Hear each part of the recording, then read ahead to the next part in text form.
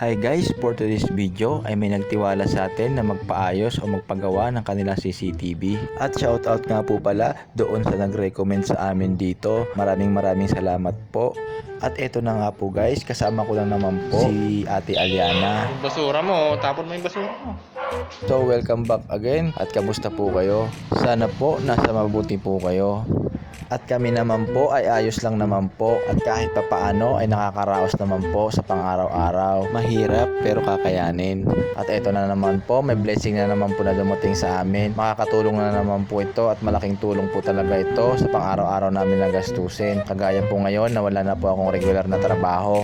Umaasa na lang po ako ngayon sa mga extra kagaya nito po. Kaya maraming salamat po talaga sa tiwala at sa palaging sumusuporta sa amin dyan. Maraming salamat po sa inyo. At sa part na yan nga po pala guys ay kinalas o binaklas ko nga pala yung cover ng DVR dyan guys, yung tinatawag nilang digital video recorder po, dahil i-reset ko po yan guys, gawa po ng nakalimutan po ni client yung password or pattern po ng DVR nila po, kaya kailangan ko pong i-reset para ma-config ko po siya or ma-set up po. So bali guys, pangalawang punta ko na nga po pala to dito. So yung unang punta ko po kasi dito guys ay nagpalit po ako ng kable. Gawa po ng hindi na po sila working. Kumbaga hindi na po gumagana yung CCTV nila dahil po palitin na po yung mga kable nila dahil yung iba po naputol na, marupok na at nginat-ngat na po ng mga kaibigan natin mga bait yung kable nila. So kaya kinailangan po napalitan ko po yon. So bali 6 po yan na camera guys at ang pinalitan kong kable po dyan na camera sa camera po guys ay bali 5 lang po. So bali kaya natagalan po ako dyan guys dahil mag-isa lang po ako at then wala po silang kompletong gamit. So bali naghanap pa po ako ng materialis po kagaya po ng kable na gagamitin namin dyan para ipalit doon sa lumang kable po na nakakabit. Bali Cat 5e nga po pala yung nakakabit dyan. So ang pinalit ko ngayon dyan guys yung Cat 6 na po na kable.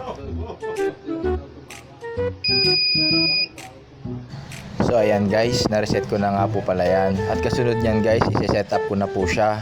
At sayang lang po guys at hindi ko mapapakita sa inyo dahil nagka-problema po yung cellphone na ginagamit ko. Nakakapanghinayang nga po guys dahil hindi ko na po na-recover guys yung mga video na kuha ko dito. So bali guys, sa part na to guys, bali tapos na nga po pala ako dyan. Tapos ko nang palitan yung mga kable, tapos ko na rin po i-set up yung DVR. So bali guys, ipapakita ko na lang sa inyo yung mga ginawa ko po. So ayan guys, naka-expose nga lang po pala yung kable natin dyan dahil wala po tayong piping at kahit junction box or utility box ay wala po tayong ginamit dyan guys dahil ayaw nang bumili ni client at dating ganyan na rin po yan guys. Nagsuggest naman po ako kay client na sana mas maganda o mas okay pag mayroong pipe at saka utility box or junction box para safety yung mga wires natin at hindi basta-basta madadamage para din tumagal, kaso lang ayaw na ni client bumili.